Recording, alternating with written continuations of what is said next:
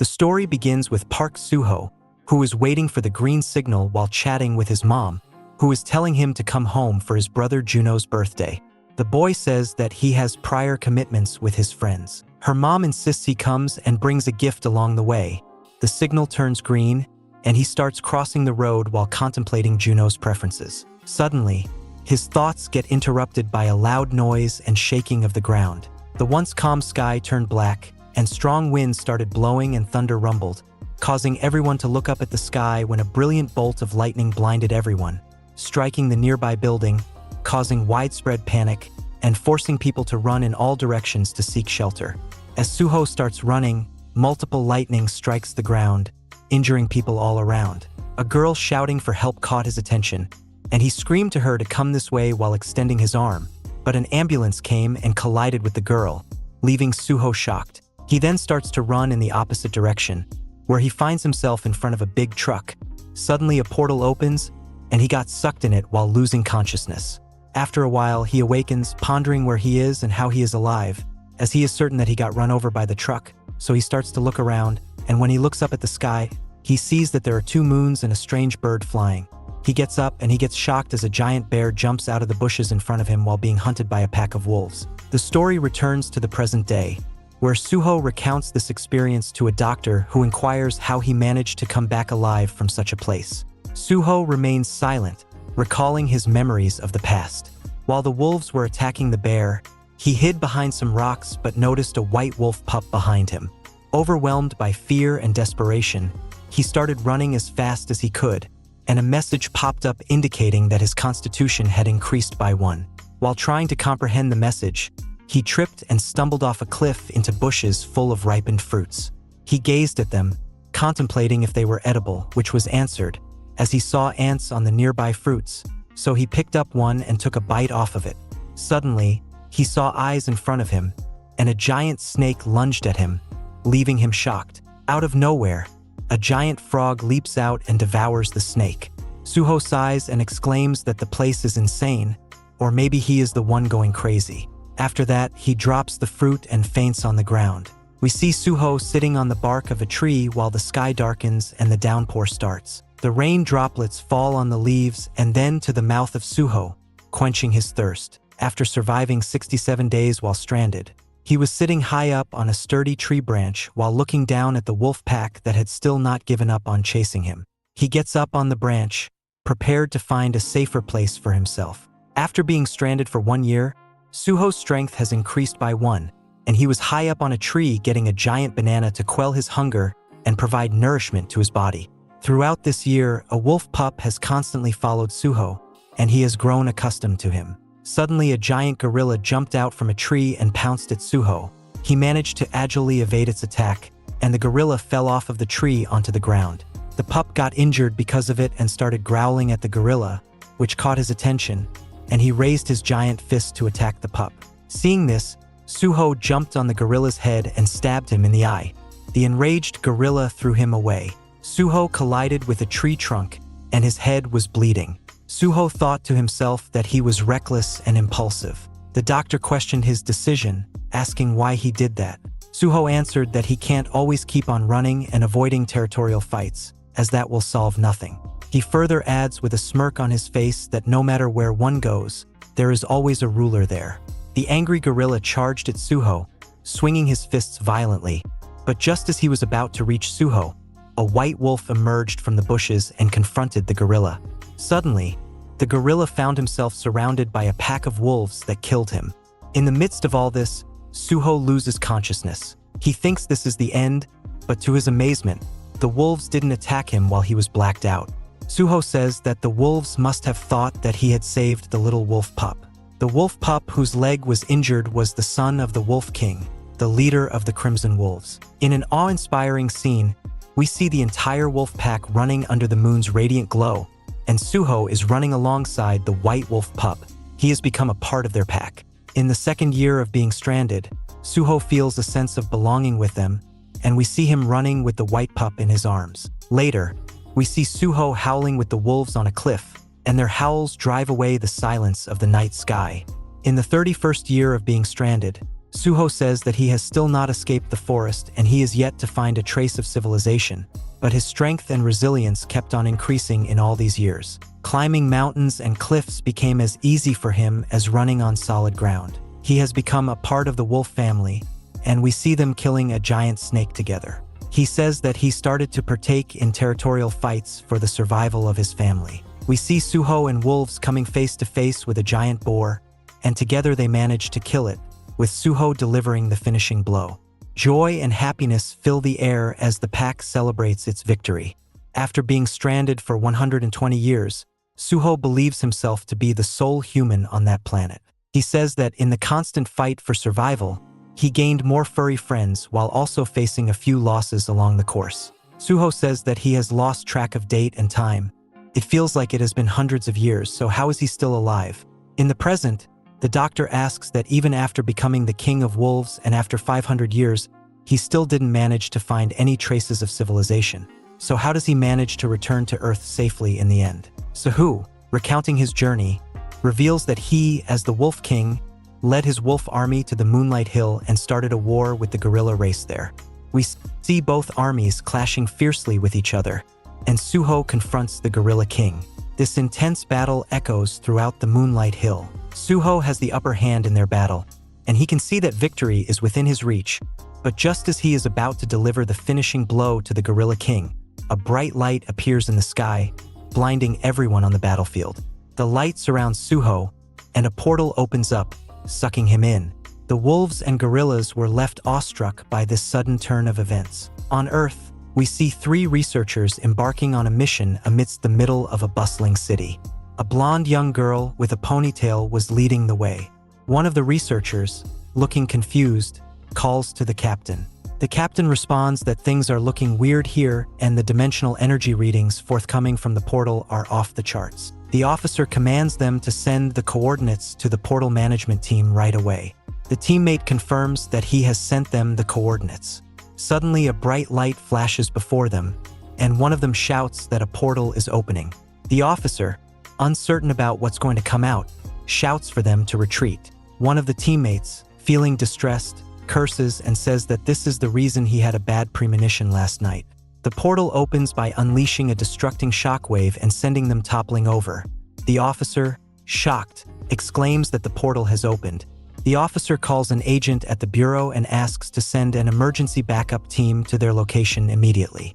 One of the teammates cries in fear that he doesn't want to die. The blonde girl steps forward and stands in front of the portal with her hand gripping her katana and says that she will buy time for them so they can start running. With a determined look on her face, she thinks to herself that she will tear whatever comes out of the portal to shreds, but is shocked to see a human emerging from the portal. Suho emerges from the portal and jumps on the ground, causing it to break.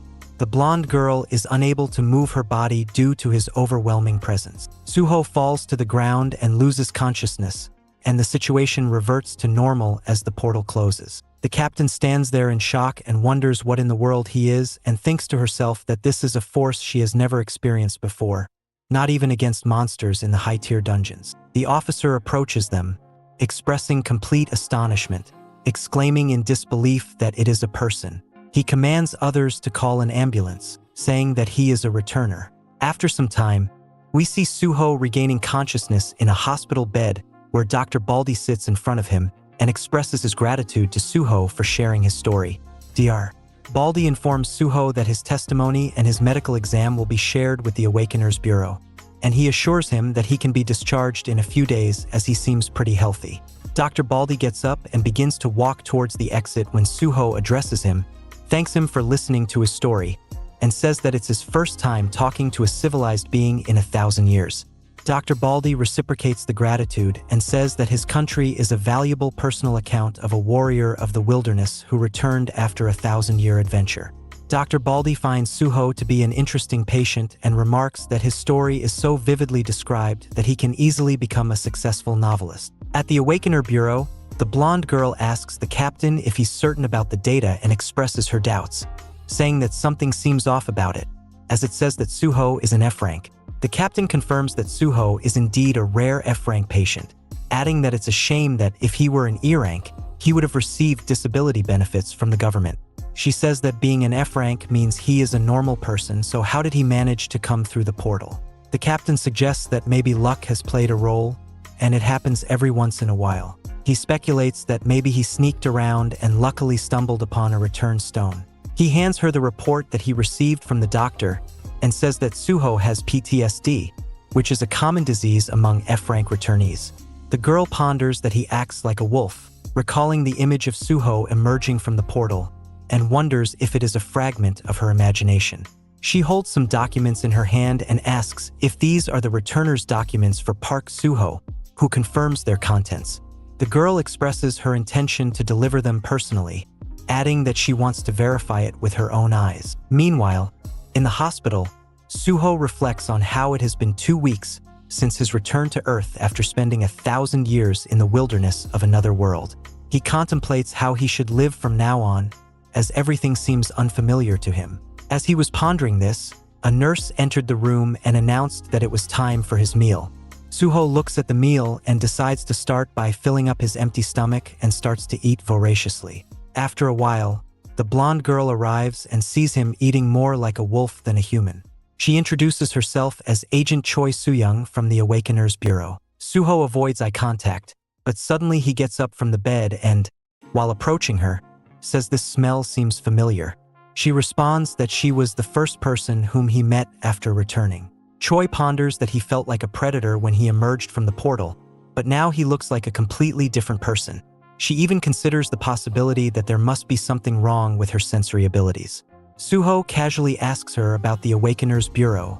This irritates her, and she questions why he is speaking so informally to her.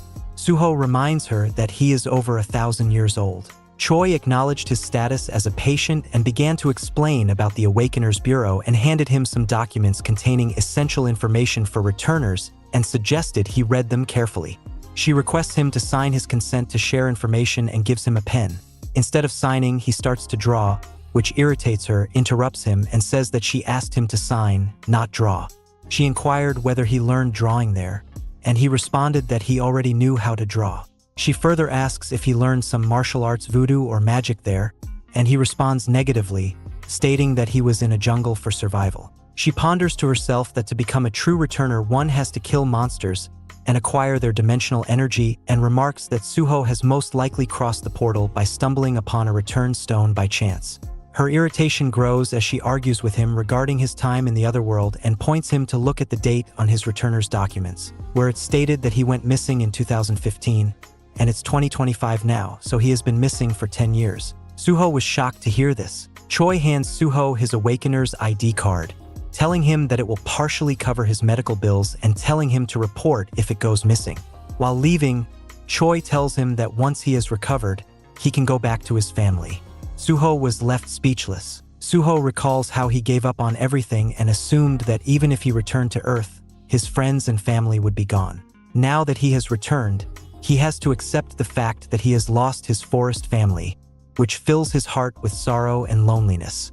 However, only 10 years have passed since that day, so it was merely his assumption. Upon going through his file, he found that his mom and dad died during the dungeon break of 2015, which adds another layer of sorrow to his heart. However, he notices that Juno is still alive, which gives him a shining ray of hope. Suho gets up and leaves his room in a hurry and starts running to find Dr. Baldi. In his rush, he collides with a staff member who urges him to stop. However, he barges into his office and asks for his help in finding his younger brother and wants to leave the hospital immediately. The doctor said that he believed Suho was not ready to go back into society just yet and suggested he wait for his brother's arrival. Unsatisfied with the response, Suho clarified that the doctor was not perceiving the situation correctly as Suho was not asking his permission to leave. Dr. Baldi chuckles and responds positively and agrees to assist him on one condition. After a while, the doctor calls a taxi for Suho, who expresses his gratitude for this favor. Dr. Baldi says farewell and reminds him to stay in touch. After the taxi departs, the nurse curiously asks Dr. Baldi if he paid for Suho's hospital bills, bought him new clothes, and even paid for his taxi, and asks his motive behind this generosity and mentions that he is just an F-ranker. She further adds that Suho kept calling him Baldi. Dr. Baldi chuckles and says that he desires to listen to Suho's story more. Back in his office, Dr. Baldy asks the nurse to get the door handle fixed, who is confused as to how it got broken. Dr. Baldy recalls Suho's strong grip on the handle when he opened the door, causing it to break. This has happened only once before, and the doctor thinks that this is the second time that he has met an irregular. Meanwhile, in the taxi-breaking news being aired, near the city of Hongshan in the Gangwon-do province, monsters have escaped from an unprotected field due to miscalculating the dungeon break timing. In response, the Ministry of National Defense has dispatched the Army and Air Force in an emergency joint operation. The situation was under control within the next 50 minutes, but at a high cost. 2 tanks were destroyed, and a total of 12 soldiers and awakeners lost their lives. The public is advised to stay tuned for more updates. In addition, an intense match in the SPF Championship is taking place. World Rank 34 Russian Bear is facing World Rank 48 Beyond Horizon. The winner of this match will be given a chance to challenge the World Ranking 1 Hero of Japan. Suho recalls the doctor's words that the world has changed a lot since the Great Disaster. The taxi driver contemplates that if he were an awakener, he would have quit these ordinary jobs and gone hunting in the fields. Suho asks, "Is there a hunting ground in Seoul?" The driver explains that 10 years ago, portals to other worlds were opened all over the world. They call that day the Day of the Great Disaster, as we lost 10% of the world's population on that day. That was the day of first-dimensional convergence, and their world connected with many other worlds, and monsters began to invade. The military might wasn't enough to halt the monsters completely. In places where the military couldn't reach, mercenaries were deployed. People who disappeared during the Great Disaster, or awakeners as they are known, were given mercenary licenses, which granted them the right to hunt monsters in the field. These individuals started creating guilds and started to earn money by hunting monsters in fields and dungeons. Suho asks about the process of becoming a mercenary, and the cab driver responds that it is not an easy path for an ordinary person. Firstly, one has to undergo awakening, then they simply have to pass the mercenary examination test at the Awakeners Bureau. After a while, the driver drops Suho near his house. Suho inquires an old lady about Juno, but she responds that there is no one here by that name and closes the window. When he checks the letterbox, he discovers that Juno is a debtor. Suho contemplates that in the wilderness, strength is the law, while on Earth, in a civilized society, money is power. Later, he goes to the Awakener Bureau, presents his Awakener ID to the manager lady, and submits an application for the mercenary examination. She informs him that his application is rejected as he does not meet the requirements. She further explains that even though he classifies as an F-rank Awakener, he falls short by 4 Awakener points. She tells him to either attend Awakener school or gather Awakener points in the field and come back once he meets the requirements. Suho leaves the office silently pondering over how confusing the system is and sees the poster regarding the Suwon field goblins. While on his way to the Suwon field, he inquires the taxi driver about the high walls. The driver responds that these walls surround the whole of Seoul, and he will be able to see them in his map app. Suho exclaims that he needs to buy a smartphone fast. After a while, he arrives at the Suwon field, Gate 27. He wonders if, by crossing the gate, he will arrive at the fields. Suho began walking towards the gate where 2 guards were standing at the counter. One of the guards inquired about the purpose of his visit, to which he replied hunting. The guard then requested that he show his mercenary license. Suho confesses that he does not have one, surprised when the guard tells him that normal citizens are prohibited from entering the field. Suddenly the alarm sounds and one of the guards shouts to close the exit, but it's already too late, and a car comes racing through it and a monster bites the driver, causing the car to lose control and crash into a wall. All the guards immediately surrounded the crashed car with their weapons pointing at the monster, which broke through the window and came out of the car. They started firing relentlessly, and the monster's body was completely punctured with bullet holes, and blood flowed. One of the guards raises his hand, signaling others to hold fire. Smoke emerges from the crashed car. One of the guards says that the situation has been resolved, while another one immediately calls for an ambulance. One guard asks another about Suho. The other guy replies that he might have left, speculating that he got scared so he fled. Meanwhile, Suho entered the field, remarking that he could sense it. The sound and the smell were familiar. He remarks that he also needs to buy a car. Standing on the edge of a random building, Sol looks around, wondering if every city has transformed in this manner. As the sun sets, Suho declares that it is time for him to hunt. He jumps from the building, lands on the ground, then starts running toward another building at lightning speed. He climbs to the top of another building. He remarks that he is feeling a bit weak and speculates that it might be the aftereffect of crossing a portal. He sniffs the air and hears some voices coming from nearby. He decides to head in that direction, and upon arriving there, he finds a wolf surrounded by goblins. Suho smiles and declares that the goblins are his prey now and quickly starts eliminating them. But suddenly slides start appearing in front of him, displaying a system error message. Confused, Suho asks what this system error is. Amidst this, the goblins started approaching him. Suho, still confused because of the system error, quickly killed them all. He then pondered that he may have become weak due to this system error. He then discovers that the status windows exist even on Earth. A glass window then appears displaying authority unlocked. Achievement shop is open, showing that he has 7 points to spend there and buy stuff. Suho buys a water bottle and some food and approaches the dying wolf. The wolf asks him to look after his baby, and reluctantly Suho picks up the cub and gives him the food. He contemplates the need to buy a car when we walk past the 7 bodies of goblins whom he killed. The next morning, Suho awakens and says to the wolf cub that it's time to leave. Meanwhile, on the outskirts of the field, a soldier instructs people to maintain a safe distance and reminds them to go to the decontamination room before receiving a payout. Meanwhile, Suho arrives while carrying the dead bodies of goblin monsters on his shoulder and a wolf cub accompanying him.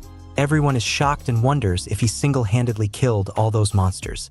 Suho goes to the payment counter, and the accountant mentions that he is rewarded $4,100 for killing monsters and collecting 3 blood crystals, but $200 will be deducted for decontamination and veterinary services for the baby wolf. Suho inquires about the blood crystals, and the lady explains that they are found inside the chests of goblin monsters, and their prices vary depending upon the amount of energy stored inside them.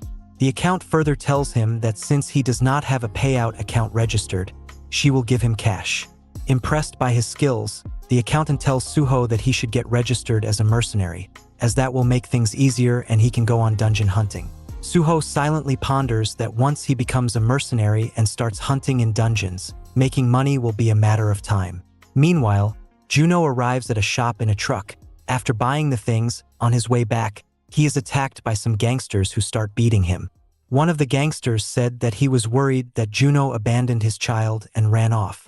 Juno immediately offers him money, which is the principal amount and later interest fees. Juno apologizes and informs him that he is out working.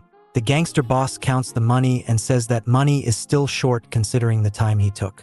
Juno apologizes and promises to pay the remaining amount within 3 days.